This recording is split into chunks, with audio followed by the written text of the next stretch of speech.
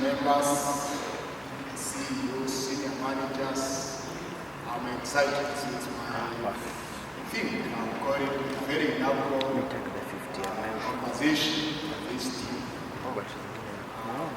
Also delighted to see a substantial number of people that we've interacted with previously. I could take more than 10 minutes to mention all of them, but it's exciting. You can see here Transnational Times, First Lips, you can see Vision, National, Cosmopolitan, their great chair, the CEO, and I want to acknowledge the Director of Cooperatives for this opportunity. That they want to come and share knowledge with this team. So I'm Chambon. Yeah. So I want you to take a minute and this minute, I want you to open your notebook on a very fresh on your notepad, fresh page. Then you keep your book horizontal. You call it what this week.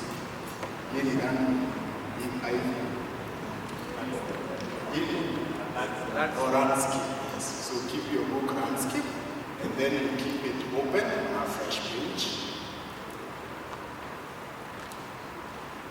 So hold your pen. And then you could look at the skies. Your eyes grow like Michelangelo, so you can make sure that you can see the farms. And please don't put your eyes down. So I want us to navigate some drawing. So please, the penalty for this is that I'm speaking to readers. Trust integrity is key. Now I want you to draw an ocean. Draw an ocean on your notepad. Make sure you can see. Looking up, draw an ocean on your notepad. So if you go a fresh page, draw a big ocean. Have you drawn the ocean? If you have, you say, Have you drawn? Yes. Good. Step 2. Still looking up. I can see some people looking up. Step 2. I want you to draw the sunbeds. Mali watu ulala huko kwa vitanda kwa beach. Chora like draw 5 sunbeds. Beach beds. Call them that way. Number 4. Draw a big ship. A very big ship. Mary, watu ya pande ya chini kama yongo watasema Swahili yangu si sanifu. So you draw a big ship. Mary. Repo rate MV Uhuru Kasongo. Repo rate MV Uhuru Kasongo. Then go back to the beach line, draw some coconut trees. Make sure you're not looking at it. Draw coconut trees on the beach line. Make them just 3 coconut trees. Go back to your ship. Draw a captain. Back to your ship. Draw a captain. Back to your ship. Draw a what? A captain. You can go back to your sandbed or the beach beds. You draw people lying on that beach bed. You draw, make sure somebody is lying on the bed on the beach. Vitanda kwa beach, mtu amelalia ile kitanda. Don't put that. Go back to your coconut trees, put some coconut fruits. Put some coconut fruits on your coconut tree.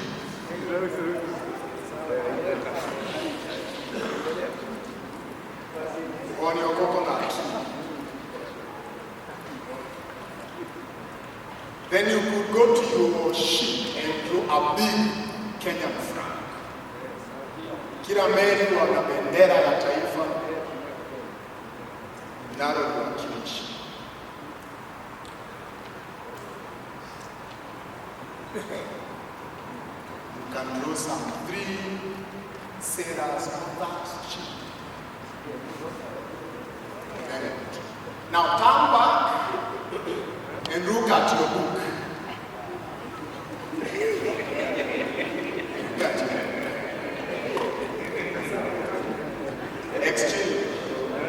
Exchange your book with your neighbor. Exchange your book with your neighbor.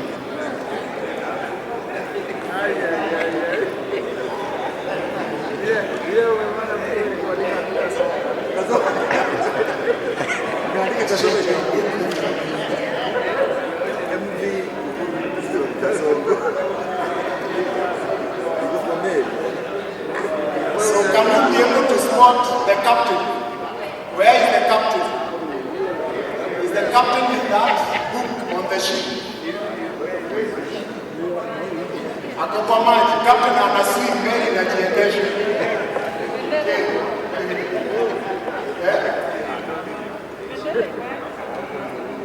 Where are the sunbeds? Ziko kwa bahari ama ziko kwa beach line?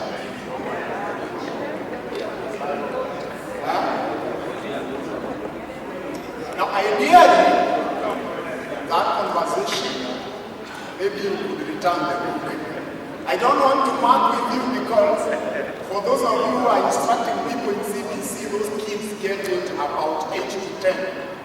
8 out of 10, 9 out of 10, they are very sure. Because what they basically do is that they know how to navigate the book. Even the bride, they know once they put the book on landscape, how will they position their fingers to move at each point on a particular thing. And the reason of doing that is that the institutions that we are reading, which are enviable, the teachers-based SACCOs control a sizable chunk of the asset controlled by SACCOs in this country, and equivalently, they control a big loan book size. And I really, really treasure what you bring us do those financial institutions. And the conversation I will be having with us for a few minutes. So the conversation, George, ask the gentleman to bring the screen back. So the conversation I will be having with us for about an hour is on financial stability and sustainability, which we call financial business analysis. And on financial business analysis, the key thing is navigating your institution to the growth that is desired. And for you to navigate your institution to the growth that is desired, you are reading an institution in murky waters. One of the things that we will be asking ourselves in this conversation is, what will be the status of IG in the next 10 years? What will be the status of Marine National in the next 10 years? And what are we doing today that will necessarily inform that stability those years to come? Now, from business analyst perspective, I will also be sharing insights of what we are doing at the Institute of Chartered Financial Analysts concerning the SACCOs outlook. And I will also be sharing with us some of the insights that are growth drivers for year 2025 from a CBK perspective, Kenya National Bureau of Statistics perspective, and the fundamentals that drive the Sacco business. Now, to get us into that, let me switch.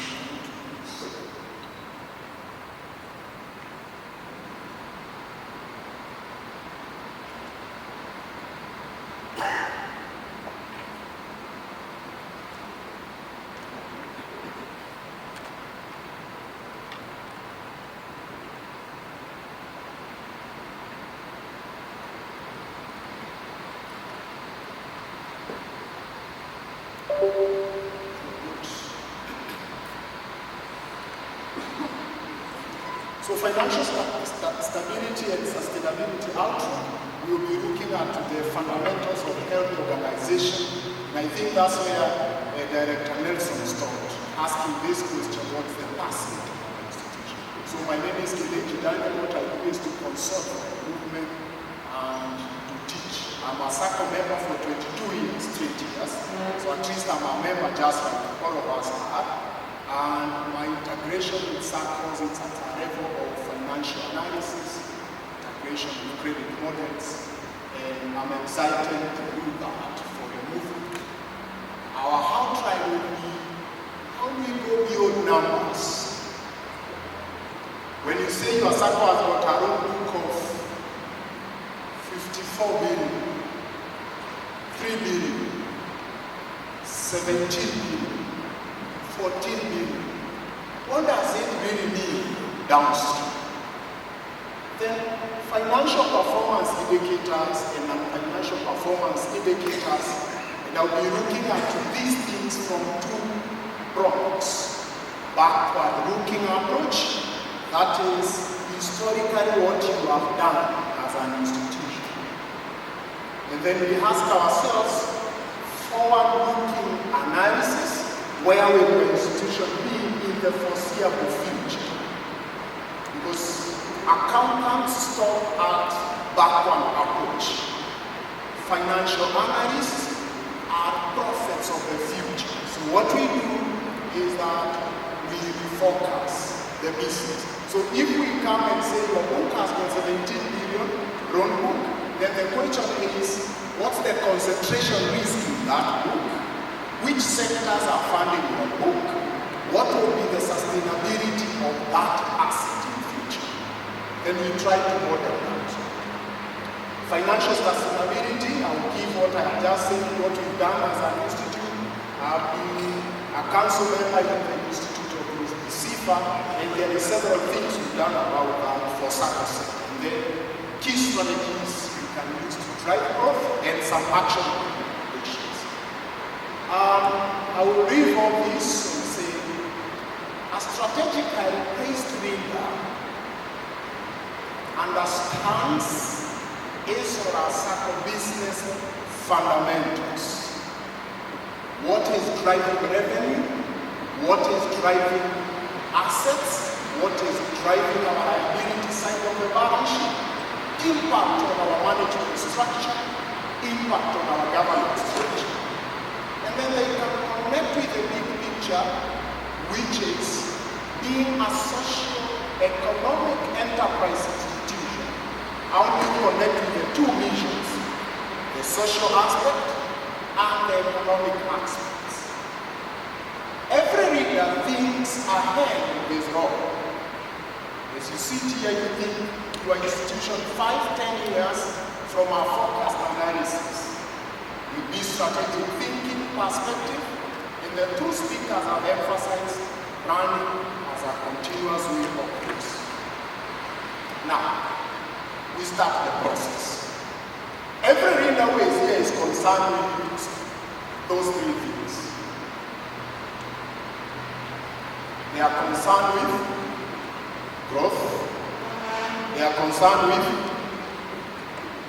profitability, and they are concerned with sustainability. Maybe you could take a minute to turn to the person who is near to you.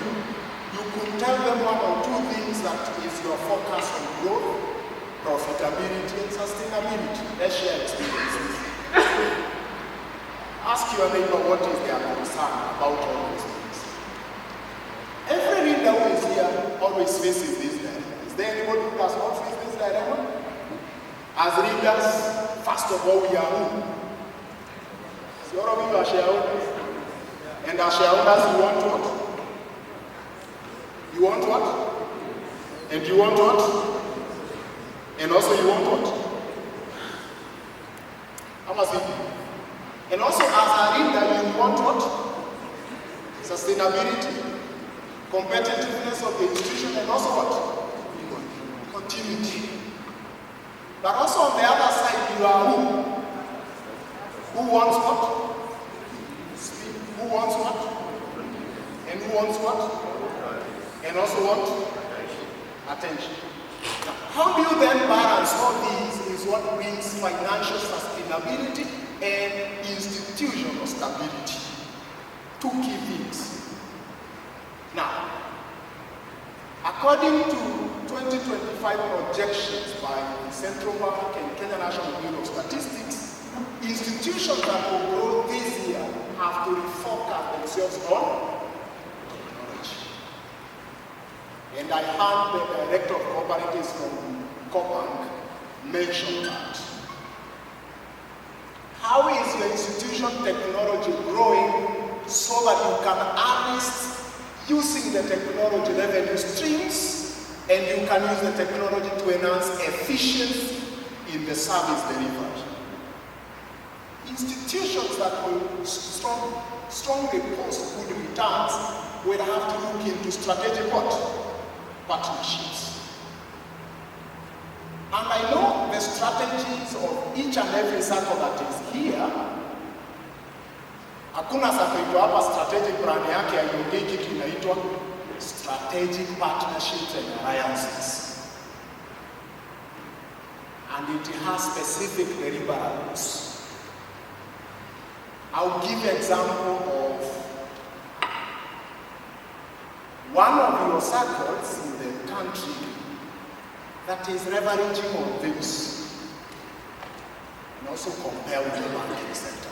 How many of you know, for example, today, Equity Bank does not fund educating its customers?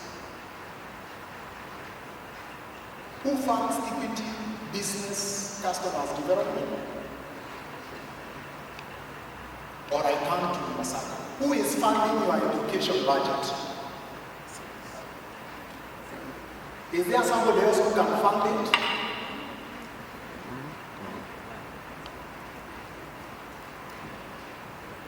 Hello? How many Saccos here have MSMEs in their Sacco? MSMEs customers. Business customers. So who is funding you developing those customers? Yourself. Are there opportunities of them being funded? I'll give an example. You find you have got youth. Sikira Sacco inataka to grow towards the youth. And you find there are facilities under World Bank which are accessible to you as grant.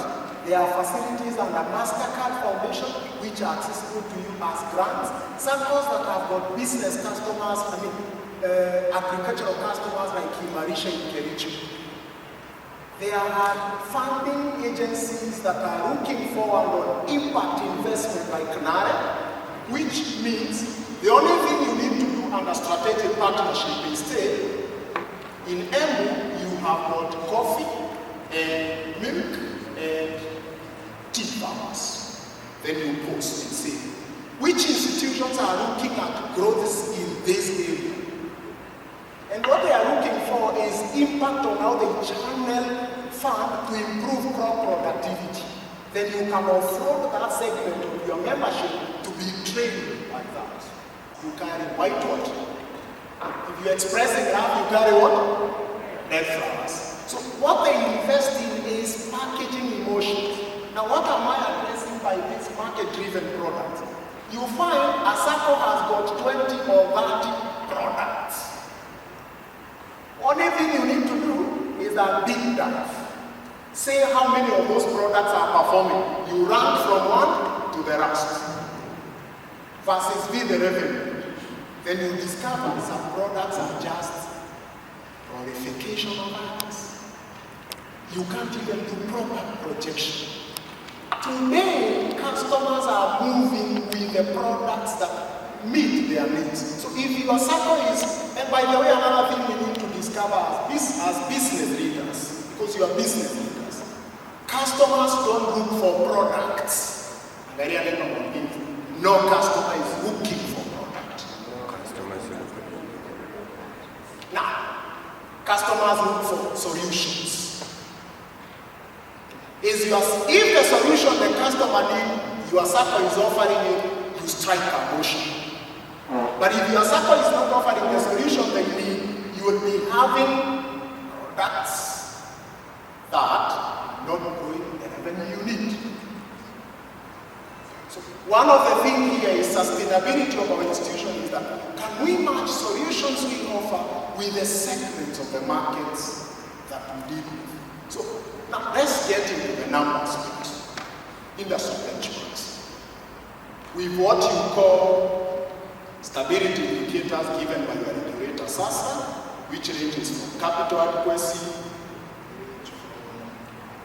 asset quality, earnings capacity, liquidity, and I think this is what the Director of Cooperatives told you is called CAMELS. And there is what is said over time as the growth. I picked few SACCOs that are of interest to us. I'll tell all of you readers. Currently, at Center for Financial Analysis, we're looking at 5 SACCOs.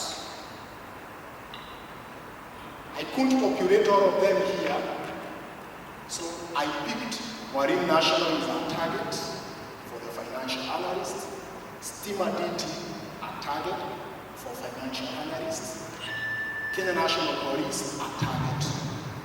There are other 2, which is Marine Navis, which is Power Sacco, and transnational types, transnational nation Sacco. Is it that one? Translation.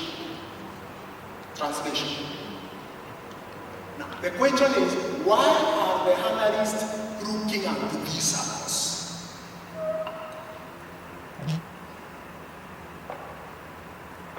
Why? That does not mean the others are not being looked by the analysts. Ideally, it is that there are several that are here, of course. I've seen in our bucket list, we've got what we call T20 peer analysis.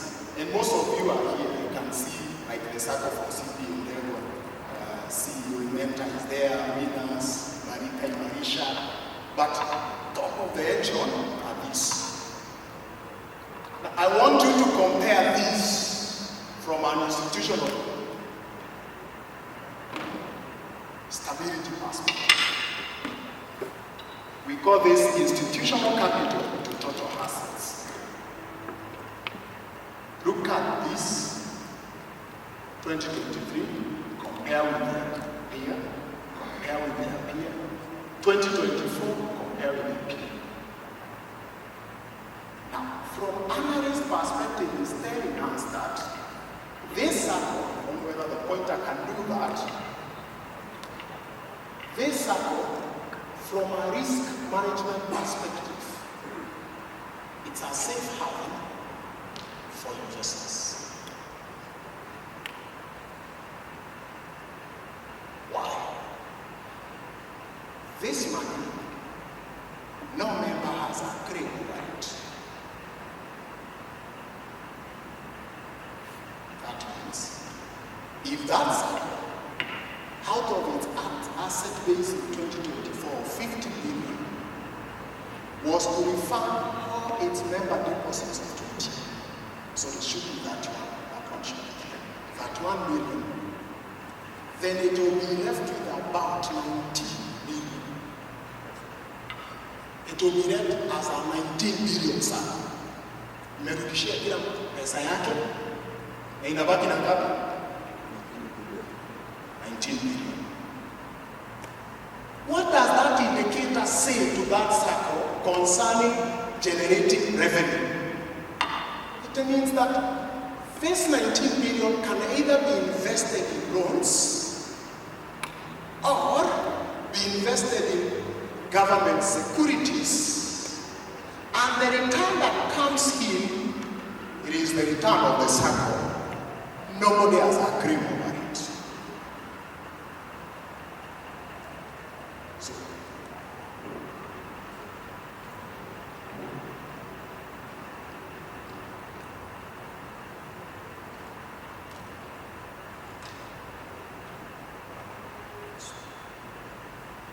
So if this Sacco invests this 19.6 at 10% per annum in government securities, that is assuring them this return, then they have a head start of 1.9 billion revenue before tax.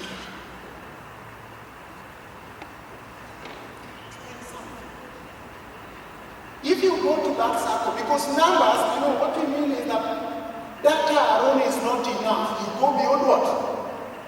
Numbers. Because data without context is just noise. When you can't visualize or uncover the insights that lead to transformative decisions, then you basically don't make data-driven decisions.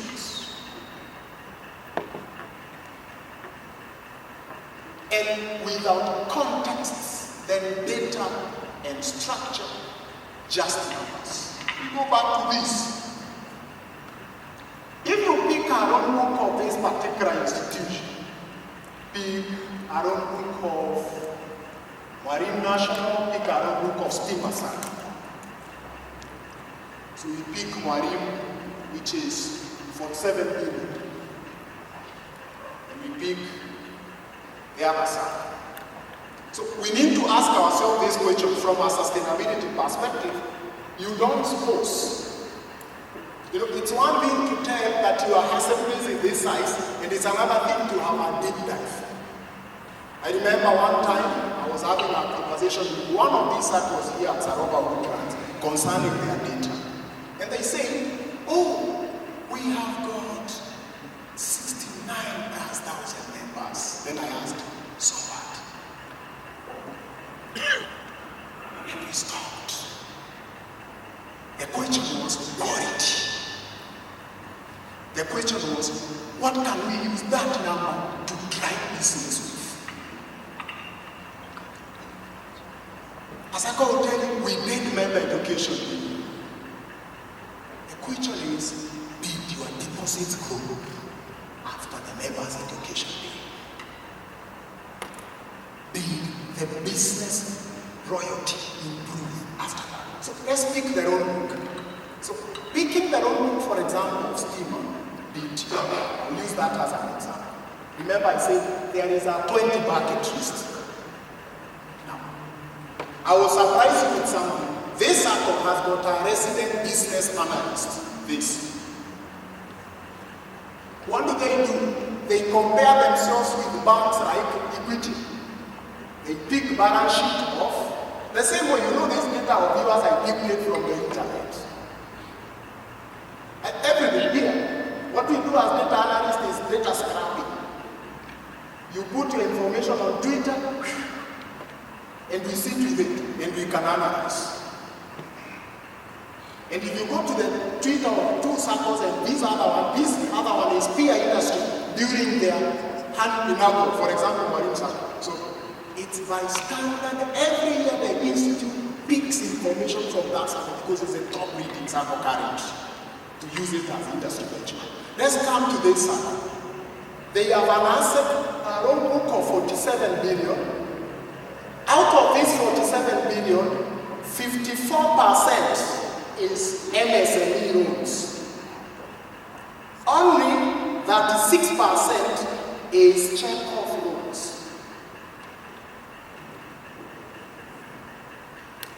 What does that tell you? Because I want to encourage our SACCOs to basically put, for example, as you sit here, you can put down what is your total loan book as of now, and you can say, who is composed on my loan book? What would happen if something impacts the segment? I know all of us are struggling with the loan book growth. Why? Why? Madam. Yes, that base rates are saturated. Did you forecast that?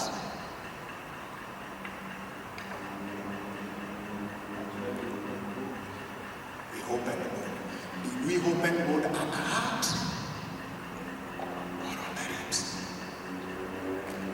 At heart, it means really you value the business customer. For example, you don't treat a business customer together with employed folk. Why? The problems of an employed investor is different from problems of a business customer.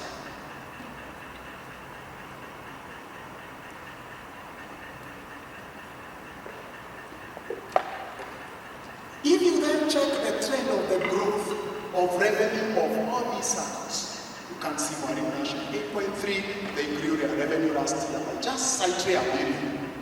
But the other SACCO grew its revenue by slightly to do with, you can see, Steamer SACCO, they moved their revenue from 8.9 to 10 billion there. This SACCO moves from 8.7, 9.8. Now, what is feeding this ratio? It is this, profit after tax. Where is that? This. You find the way they SACCO capitalize is different from the others. Now, I know more of us, we want strong institutions that will be resilient. But if your SACCO is not capitalizing, and to capitalize means we have to have an engagement with our members, concerted effort. Director Nyoro can attest to the next statement I will see. One of the SACCOs that is here, I will not mention name, in 2019 and 2016, it went to a SACCO in Mombasa to ask for money to be given, 300 million. At to one excess liquidity. And the person who advised the SACCO, there was no legal framework in one another way. He told that SACCO, "Misawa mkona pesa, msiwape. Kwa maana mtatumia legal structure gani kurecover." But today that SACCO has catapulted itself to have a very strong capital base by the decisions they have made over 7 years. I know sometimes confronting sustainability issue has to be balanced with the interest of the leader, Kiongozi. If Kiongozi sees no need of capitalization, or it may destabilize his, tell your neighbor what? Is what? Is what? Thank you, political? Political press. So what am I driving at this message? I want to encourage business leaders, all of you. If there will be a shift in the growth, one of the things I want to kindly request, this is a kind of request for our part. SACCOs need to inject out of the CEO's office screen and security. One of the screen on the shaka camera, ile watu wana move. Do you know it? Do you know it? At kila CEO's office, utakuta kuna screen inaonyesha kamera zote za SACCO. How is that informing business?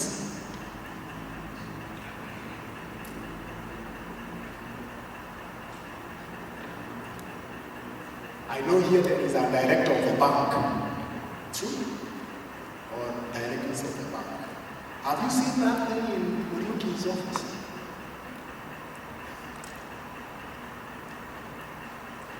You can't drive revenue when you don't pause and say, what is my number saying now? So that if you want to grow members, deposit to fund your book so that you don't go to borrow, then deposits you must be having a dashboard which is showing you how are deposits growing every day. That's the encouragement. So we move beyond that. We've talked about this. I'll come back to this. How do we make decisions, for example, using these benchmarks? But before I come to them, I want to put this across. Why is data-driven decisions very key and important? It's because, number one, you are a socio-economic impact institution. And as a socio-economic impact institution, it is how many members' lives you've transformed and you can showcase them. Many of us have done that. Then how do we drive revenue? For revenue to grow, two things must be embraced. Members must be growing. How do you tell a member is growing? You tell a member is growing if they take less of consumption loans and more of earning asset loans. What's the input of the readers in that question? We have to be deliberate, even when, normally I have this question that I know in our Sacco credit department. Purpose of the what? Purpose of the road. But you also find we say, a member attacking Buddhism and American. The question most of the time is not that they don't know the question, is how is the question asked? Are you asking the question so that you can be a partner in their growth, or you stop at knowing? If they told you that they are taking money in dairy farming, will you follow up to capacity building them now that you gave them 2 million for dairy farming? If they told you they are pushing this money in transport business, will you follow through to capacity building? Because if the member is growing, then your revenue will do what? Grow. Now, what do you do as an institution? Through your business intelligence unit, you need to be the sectoral classification of loans and ask if you tell that your money went to trade, is the money coming back? I have a conversation with some Sacco that are here. You find you've got a loan book of 17 billion or 30 billion. But you can't see deposit coming back now. Unasema hii pesa, sectoral classification of loan, inasema pesa ilienda kwa trade. Out of 30 billion, 10 billion ziko kwa trade. Kwani hizo biashara hazifanyi? And if they are working, are they banking with you?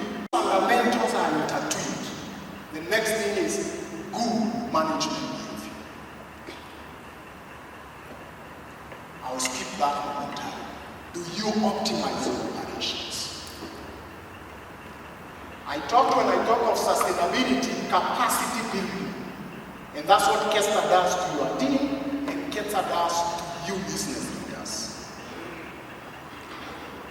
To optimize operations, we also say, to connect business lending in our Sacco. Do we have people who know how to manage business lending?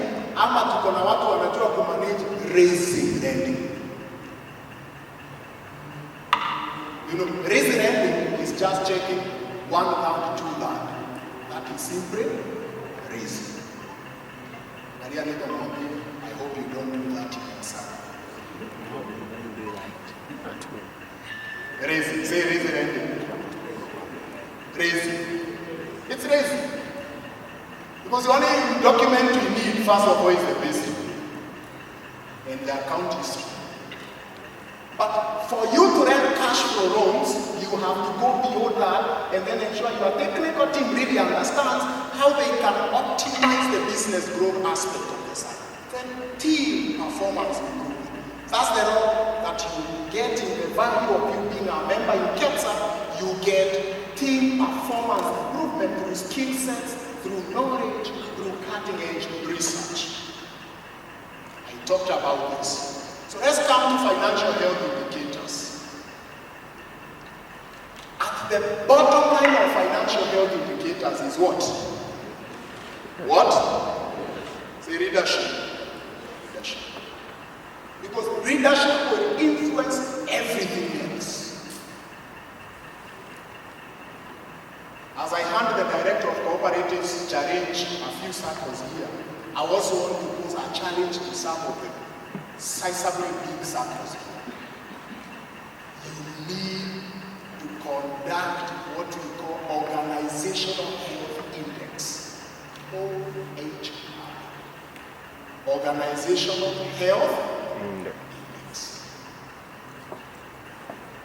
What has made Cooperative Bank, whose you are the shareholders of, a top bank, best bank in financial inclusion, best bank in several other aspects, is because in 2016 they had a policy shift and they invited McKinsey to do this.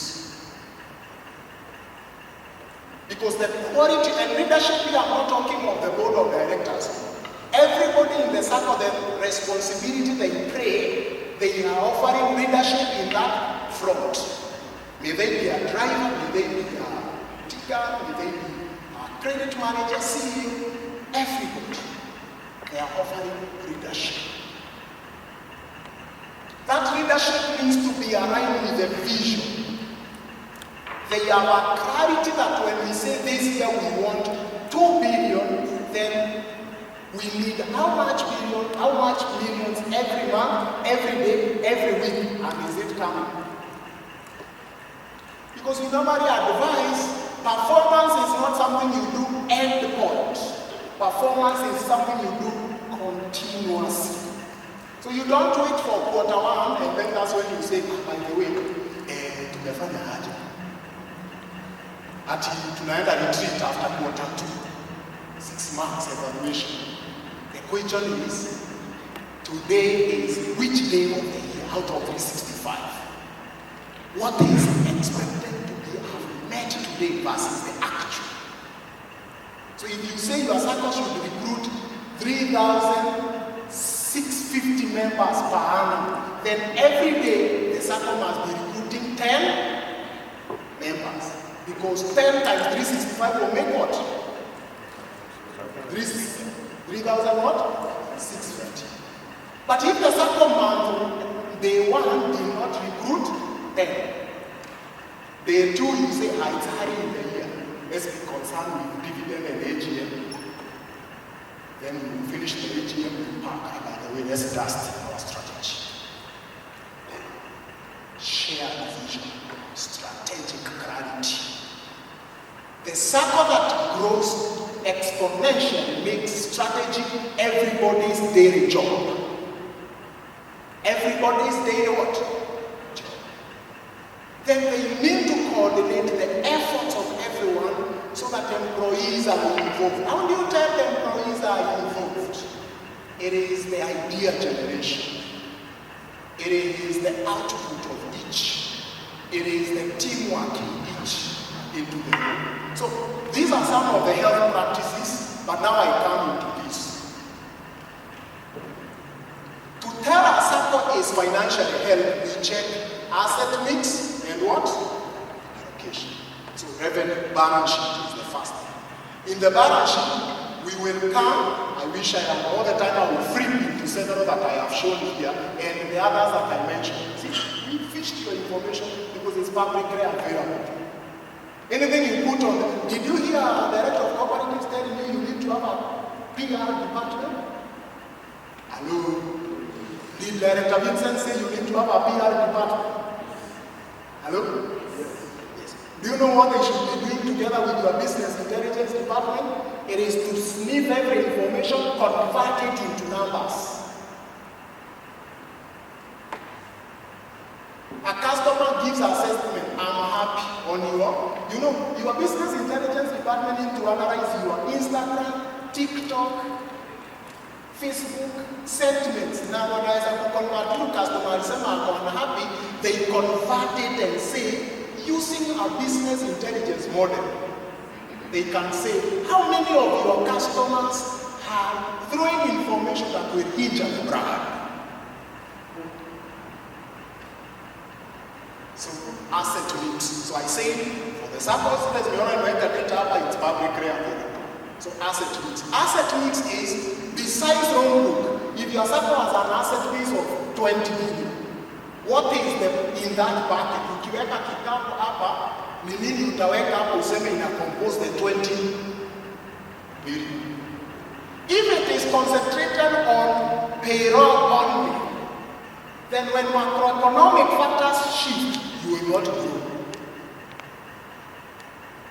All of us are conversant that a sizable number of we who are employed, we love consumption goods. Why? Because we live in comfort syndrome. Comfort syndrome, rain or sunshine, my paycheck will come end of the month.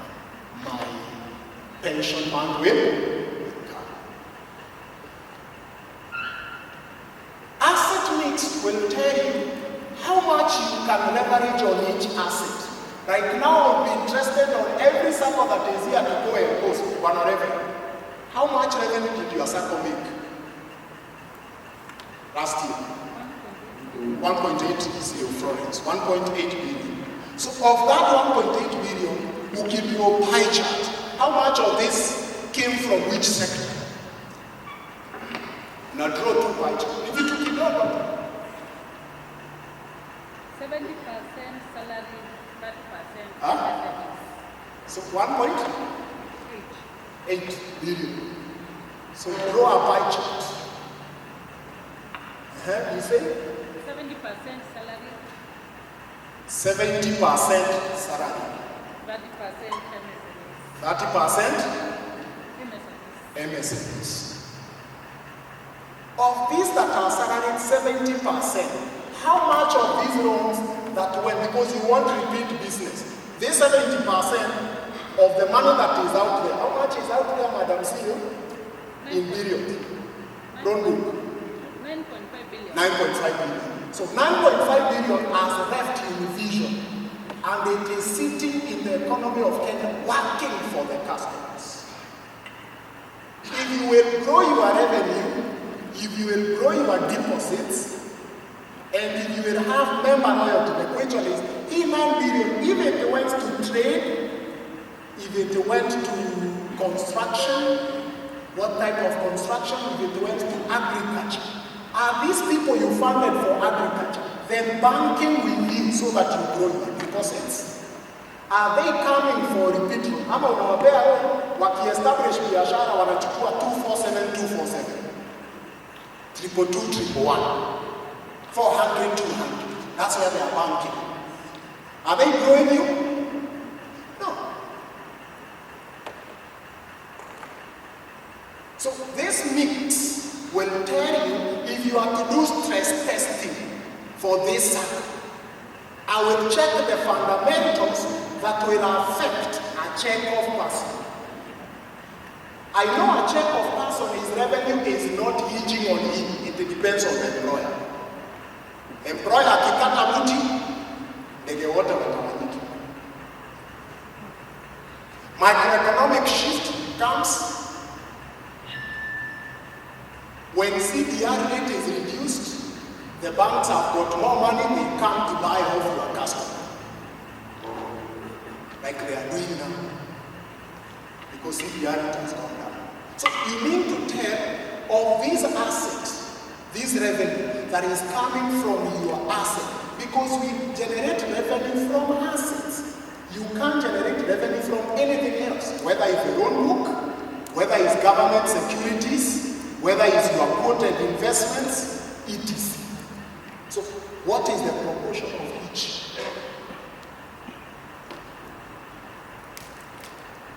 Liability structure. Who is giving you money at what cost? Now, here is the bombshell. And please, you will forgive me for this. I'll speak as an analyst. Some of the rates that are being posted in the Sacco sector in the long run may not be sustainable.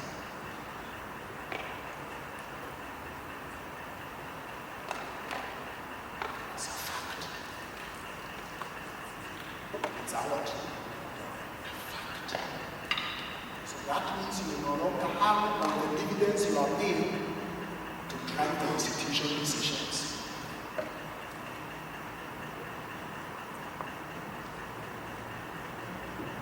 As a matter of fact, I know you business leaders know something that is called life cycle.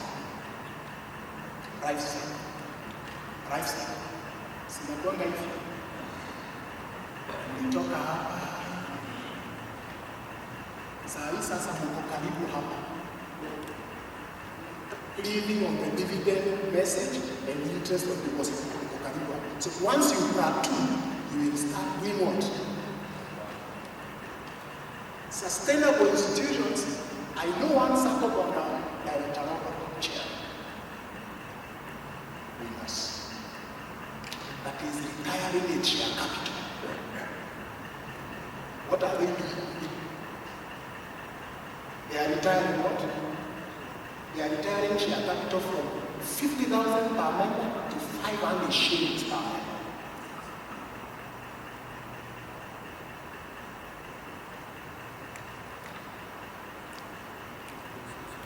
If you are a Sacco that does not make decisions with fact, you will say, he or Sacco will reap dividends at 25%, which appears to reap now. But they will be paying actually they have a 4-year strategy to retire from 50,000 per member to 500 shillings. What are they doing? They are offloading the liability side of their balance sheet. That will afford them to be an income architecture because they will have more profits to retain. Automatically that will be their asset base. So what are they doing? They are shifting money, book entry. We return this amount gradually to your deposits.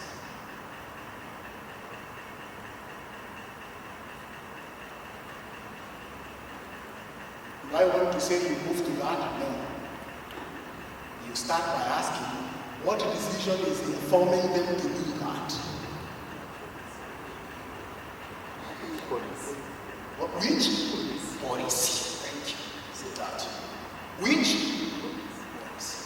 What have they done to the investors? Because an investor already, like imagine, kuna hata wengine wako na investment ya hata 5 million chairman, 20 million in share, in 5 million, 2 million in share capital. I'm not talking of deposits.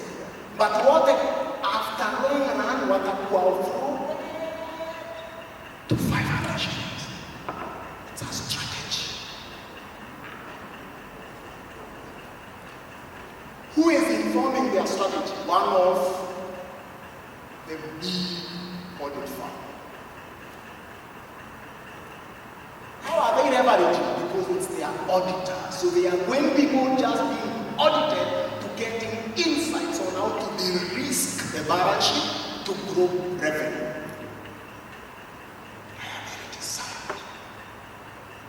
If you want to stress test, by the way, can you have me cheesecake?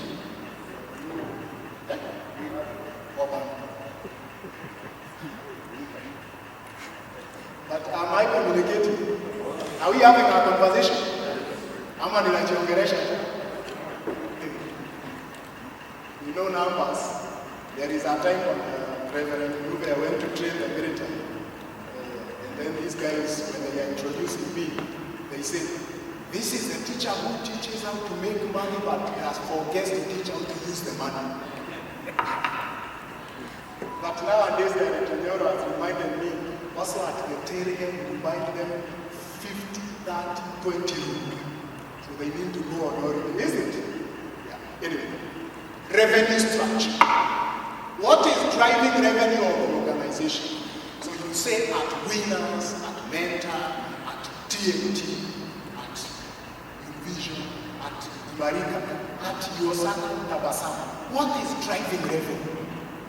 If it's not driving architecture, and by the way, how many, I know we have so many CEOs here, how many CEOs are given business intelligence report? That by the click of button, you don't need to ask anybody, CPA level, you don't need to ask anybody of anything. You unaingia kwa ofisi ya asubuhi, log in into your computer, the first screen that comes to you, it is graphs, pie charts, telling you indicators the Sacco is chasing. Wakati chairman amekuja na mnaongea kidogo, screen ikiibadilika inaanza kuonyesha tu indicators na mahali mko leo. Revenue architecture is that we all of us as Saccos need to say, I'll use the example of one Sacco, revenue structure. Last year we were doing a strategic plan for one of the Saccos which is hinging onto a sector that has been affected by USIP. During the strategy workshop, I was reading the session of stress testing the numbers. Then I said, what proportion of your customers are hinging on development partners? It was in November, it was in July last year. Then they say, oh, how will that information be useful to us in this workshop? Did you hear what the director of cooperative said? Wakiamuka hivi wanajua top 20 customers wako na how many billions? Na wakichukua zote watabaki na ngapi? In business decision making, there is nothing like it may happen or not. You check the probabilities. Now, that particular Sacco failed to incorporate that, and he really improved on that very much. Please start asking yourself how will you cushion yourself in case President Trump wins. So he has won. 1,200 members of that Sacco. 1,200 have been affected. Jobs. 7th of February, they went away. So what will you correct? Will you start by emphasizing or not? If you didn't have a crisis management strategy, which is anchored on operational risk. Risk management, operational risk talks about you decisions you make as directors, governance risk equal. Reputational risk equal. Business model structure inaketi hapa.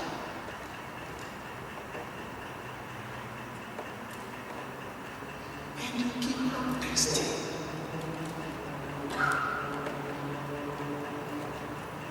When government rates are going up, like now you see government wants to forcibly have people safe through an SSF. Because an SSF is a saving. And government will go for that saving before you. What is that telling you?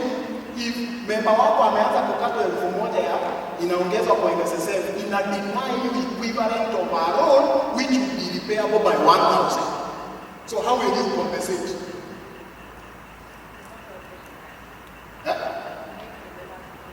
It makes also, thank you, it makes also the members to default.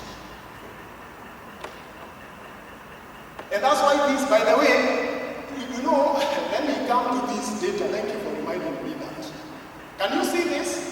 I compared the performance of the worst SACCOs PAR in 2023 published report of SACCO. So you can see. Let me move up. Yes. What is this information telling every business leader? It says, Sacco kama hii imeketi hapa, inamaanisha kwa kila shilingi 100 wamepeana huko, 94% are at a risk of not coming back. 94 shillings kwa kila mmoja.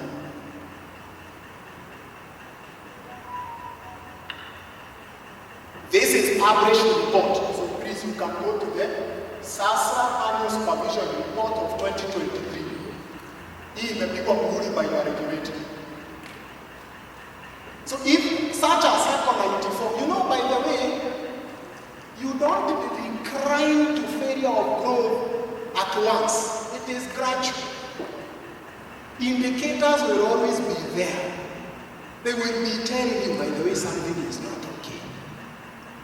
Something is not okay. Do something now. Those are the worst. Let's check the top 5 big names. I have them here. So out of our own book of 18 million in 2023, this particular Sacco tower under 4.8% PAR.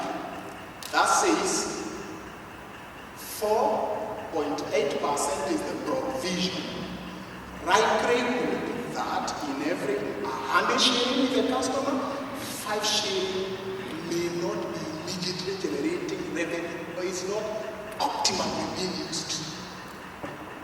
So they asked, if 4% of the entire 18 billion, so 5% of 18 billion, how much money is that in millions?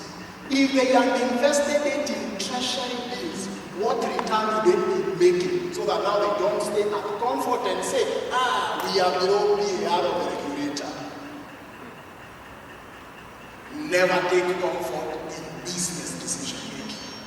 Variables change like wind in your eyes. So a Sacco like this one, Narambi, I'm going to Marine National. But by the way, are these Saccos here? I know the 40s must be here. So what did it do for you to have a PAR of 0.46 in 2023? Who are the people from the 40s? They are not here today. Now, from our business decision making, I'm not interested in percentages. It is making meaning out of the what? Percentages. Revenue from all. And that's why we were saying this structure that I am talking about here, the revenue structure in terms of credit risk, how is it impacting our particular Saccos? So I move very fast now. Value creation in lending. If your Sacco will be sustainable, it must. Besides financing, how else do you create value to your members? Besides giving them money, 30,000 loan, 20 million loan, 5,000 loan. Do you leverage on business growth, development services to grow your own book? As the CEOs, do you have a staff workforce that can competently advise a business person how to keep records because you will ask them when lending? How to stock his business because you don't want them to overstock entire capital? How to do customer service, etc. By God's grace, I have an opportunity to clock currently 1,500 business consultancy hours and higher. These 1,500 consultancy business hours, I've utilized them in our market, I've utilized them in South African market, I've utilized them, the most recent was in Congo for the equity customers. You don't just give customers money and value. We went to do a feasibility study for one of the Saccos among these countries.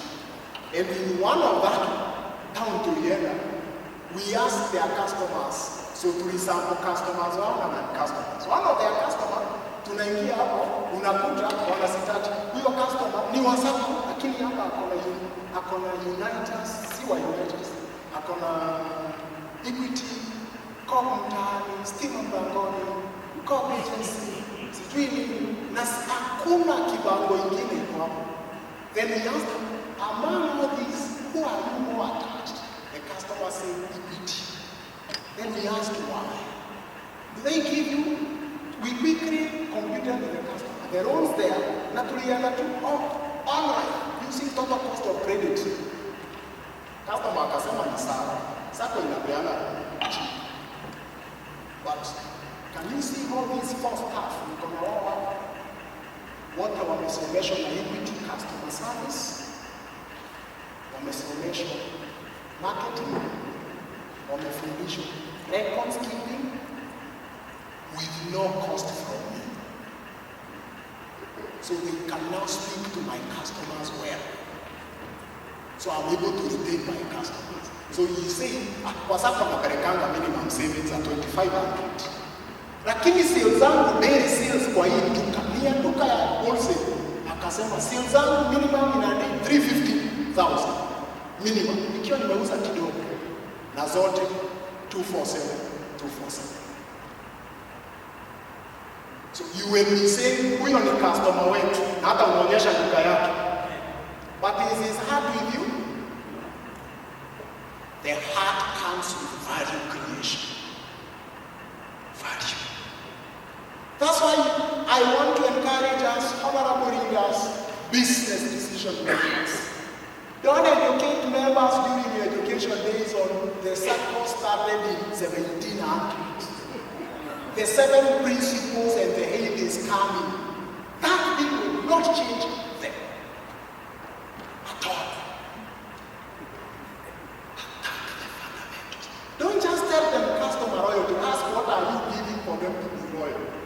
besides you giving them money, what else will make them proud of you? Surprisingly, I have done business coaching for some few of KCB Foundation customers, customers, and I have track of some. Kuna moja nilikuta akiwa amepewa loan ya 50,000 kwa Morocco. Akarudishia mwili shukrani kama kawaida member. Ni wa benki lakini sio kwa members wote wakichukua loan anarudishia mwili shukrani. Hata wewe si unarudishia mwili shukrani. Kama uko hapa sema haleluya. Unarudishia mwili shukrani na roho? Na roho. Do you know what hiyo customer nilikuta kwa duka yake pale Mavoko? Ilikuwa tu na kamuti kamewekwa hapa na hapa na iko na base ile ya plastic ya 150. So you know what business? Basic, tunaelewa business ya plastic. Hapa chini ni bucket ile ya white na kuna kiti ya plastic. Kwa hivyo females when they come to weave their hair anakalia kiti ya plastic, anaoshewa kwa kabisa. Maji kimwagika kwa. Lakini hiyo customer alipewa pesa ngapi? 150,000 ilienda kwa hiyo. So that customer avoided me like 5 times. Nikienda nimepewa mpaka GPS of the customer location because we consult using GPS. Unapewa 5 customers, you are given 20 hours per customer for 3 months. Unakuja kwa biashara just for 5 minutes. We have a conversation on your business model. You go. We can't do that. Now, the long story short, when the customer agreed, he had abilities even besides failing to use 150,000, alikuwa sharp kwa kufanya weaving. Unaona hizi brains? Tukamwambia, now what you need to do, forget that you lost 150,000. Ilienda kwa kitenge na sofa set. Kwa hivyo unakalia room,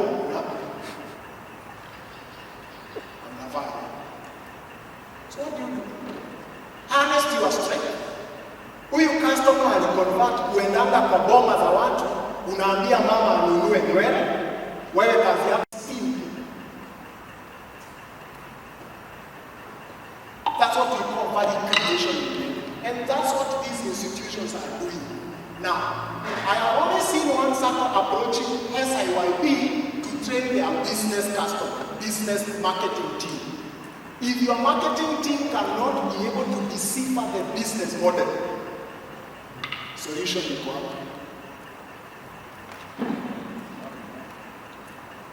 They are called international labor organizations. Start to improve your own business.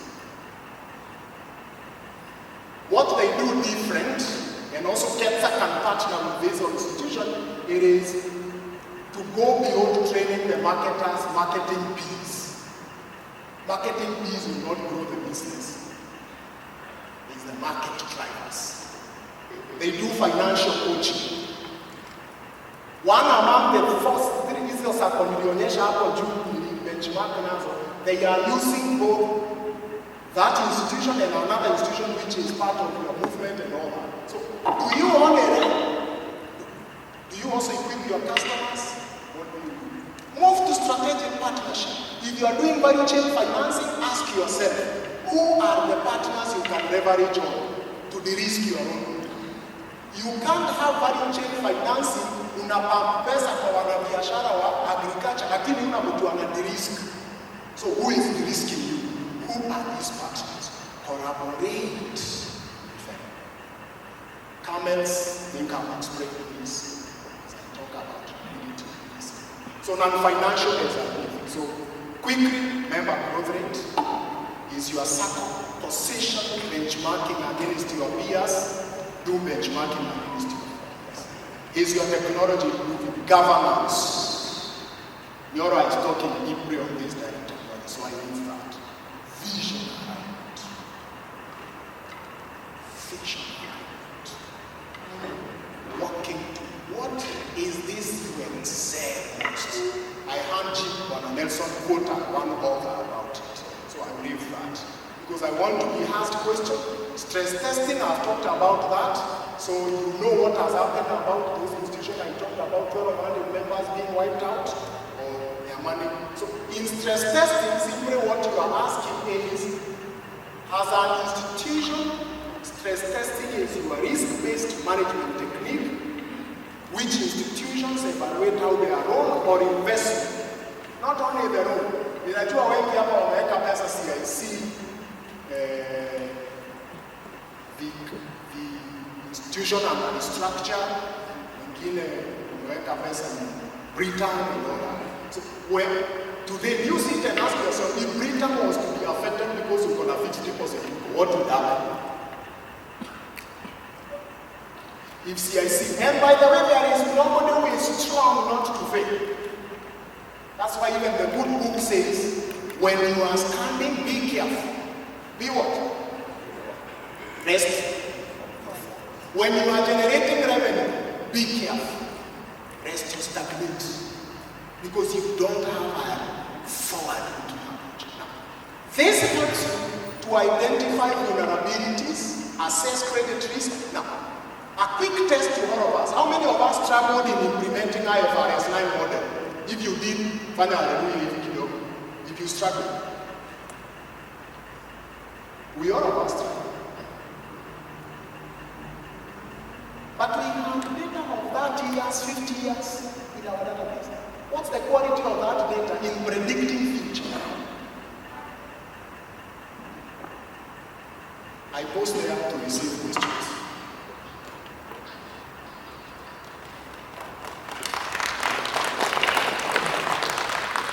Maybe I will communicate better with questions. So you could help me move the mic to anybody who has that. How many of us have a recent stress testing report for Q1? Yani unaketi hivi unasema problem zile nina anticipate, you've identified the risk in your normal room, development room, customers, wale ni walimu, wale ni wa agriculture, wa county government, na umemap out risk. And you can tell where your stress is. Now it happens that you are my classmate. Yes. This time I'm your student, you're my teacher. Now, we have talked of a Sacco moving from wherever it is to 500. Now, assume I have 5 million share capital in that Sacco. They want to reduce it to 500. I just want to understand what are the data points. Very good. Remember, money is moving from liability account to liability account. Right there. So you know that. Because share capital,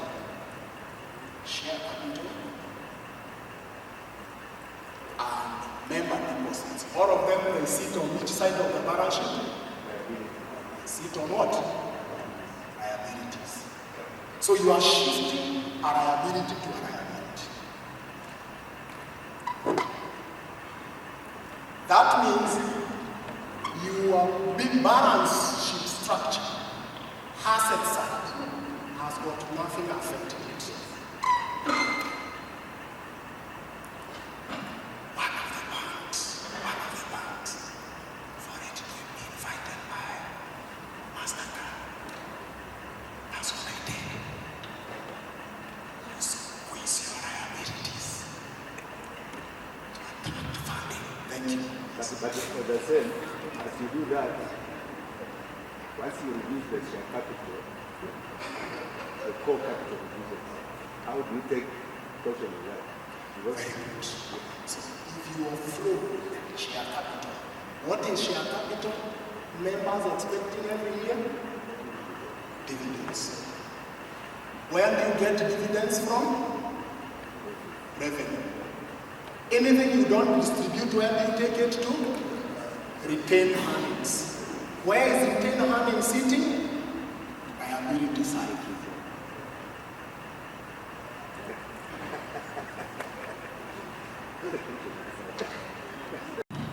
Thank you, Bwana Kithinji.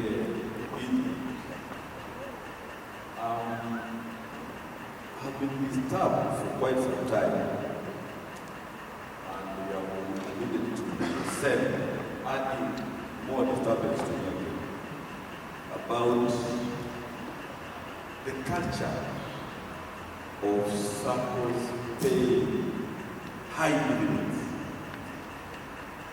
to its members.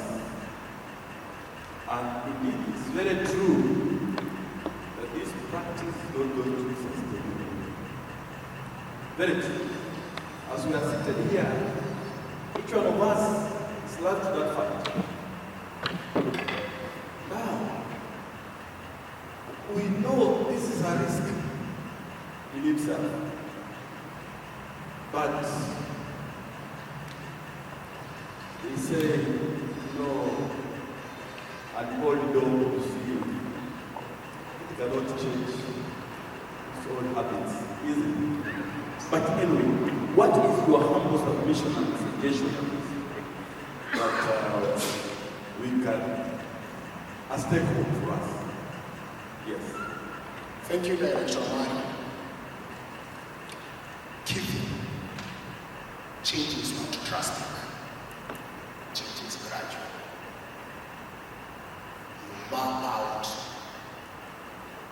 your change framework. When do you want to change? To go back to default setting of the reality. You start by doing this. Ensure all the directors understand. And it is ingrained in their brand.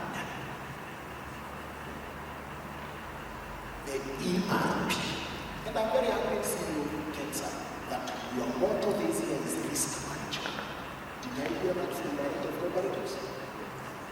That means every director in the Sacco needs to ask, is that statement true or false, backed by data? If one of you then you agree, you ask, how do we start the change? You lay a framework. Usitake ati kesho umetoka 12% umerudi 7%. No. You start by mapping out and saying to every director that first of all, unachukua Sacco yako iko na 20 products. Loan products. Hizi loan products una list interest 1, 2, 3, 4, 5, 6 mpaka 20. What is the interest rate? APR, annual percentage interest rate. Una list. Kama ni 1% reducing balance unajua ni 12. What is the effective interest rate? Unajua effective interest rate on a loan of 12%, it is 6.65 or 6.78%. So this is the money you are making. You are not earning at 12. You are generating at.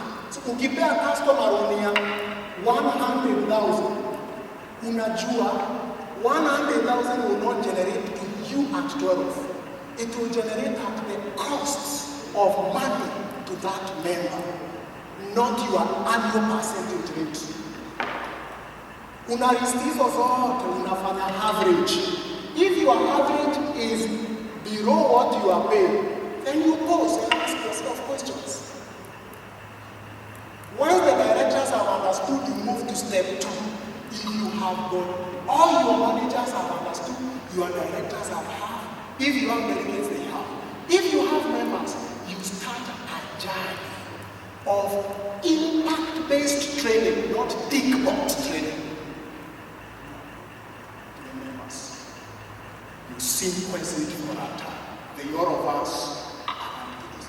See, all of us, we understand that when you are 12%, see 12% is 6.7. Because that is the cost of money to the customer. What is this that we are calling effective interest rate?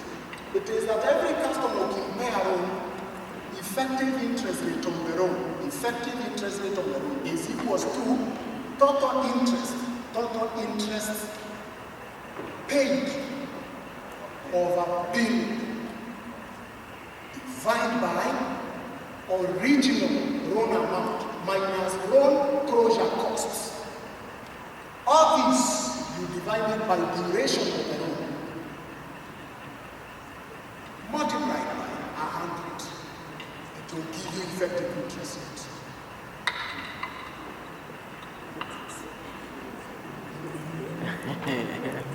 Have I answered?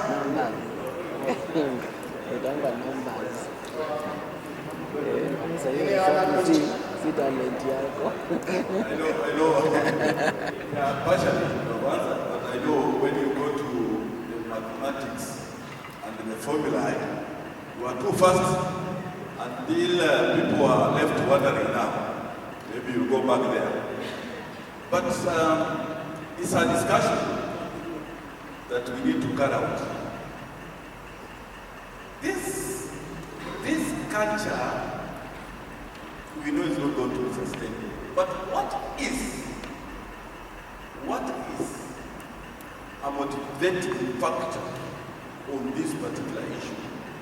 To me, it's a competition for members between member SACCOs that you see even in the market, even on the buses, even in the staff rooms, that Sacco, they were making 12%. So, Sacco B, the same as gets a 40%, regardless of the business environment. So I think, from where I sit,